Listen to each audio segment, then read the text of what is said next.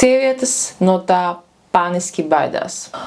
Man sāka izkrist mati pēc grūtniecības. Dan, dan, dan. Un pagājušā reizē man nepalīdzēja nekas. Kādus lifehackus jūs izmantojat, lai neredz, ka jūs paliekat plikpore? Jo pagājušajā grūtniecībā man izkrita tieši šeit. Tas izskatījās briesmīgi. Viennozīmīgi es sākšu visu laiku nesāt matus šādi. Tas ir 100 punkti. Bet varbūt kādai ir kāds ieteikums. Ko varētu darīt? Kā varētu sev palīdzēt? Mati ir visur.